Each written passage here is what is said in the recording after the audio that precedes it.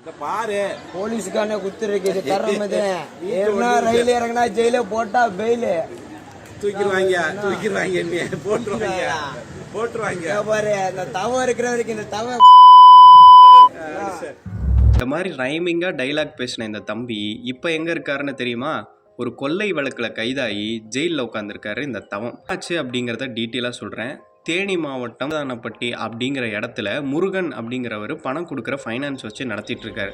அவர்கிட்ட நாகார்ஜுன் அப்படின்னு ஒருத்தரோட இன்னும் 2 நண்பர்கள் வேலை பார்க்குறாங்க. கடந்த ஜூன் 13ஆம் தேதி ஏடிஎம்மில் 29 லட்ச ரூபா பணத்தை போட்டுட்டு வாங்கன்னு இந்த நாகார்ஜுன்கிட்ட முருகன் அப்படிங்கிறவர் கொடுக்குறாரு. போகிற வழியிலேயே அந்த நாகார்ஜுன்கிட்ட இருந்து அந்த 29 லட்சத்தையும் மர்ம நபர்கள் வந்து குளிப்பறி பண்ணிட்டாங்க அப்படின்னு சொல்லிட்டு திரும்ப போய் சொல்கிறாரு. செம்பட்டி காவல் நிலையத்தில் இந்த வழக்கை எடுத்துக்கிட்டு போலீஸார் விசாரிக்க ஆரம்பிக்கிறாங்க. சிசிடிவியெல்லாம் ஆய்வு பண்ணி பார்க்கும்போது தான் தெரியுது, இவர்கிட்ட வேலை பார்த்த நாகார்ஜுன் அப்படிங்கிறவர் தான் அவருடைய நண்பர்களோட சேர்ந்து 29 லட்சத்தையும் அப்படியே அபேஸ் பண்ணிட்டு போயிட்டாரு. இந்த கொள்ளை இதெல்லாம் எதுவுமே நடக்கலை, இது எல்லாம் இவங்களோட பிளான் அப்படிங்கிறது போலீஸ்க்கு தெரிய வருது.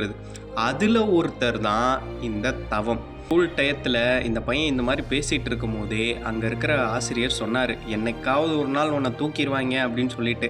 அதுக்கு தான் என்னெல்லாம் ஒன்றுமே பண்ண முடியாது இந்த தவம் இருக்கிற வரையும் அப்படிலாம் வந்து பேசினார். இன்றைக்கி தூக்கிட்டு போய் ஜெயிலில் உட்கார வச்சிட்டாங்க. சுய ஒழுக்கமும் சுய கட்டுப்பாடும் எவ்வளோ முக்கியம் அப்படிங்கிறத இங்கே எல்லோரும் திரும்ப திரும்ப சொல்லிகிட்டு இருக்காங்க.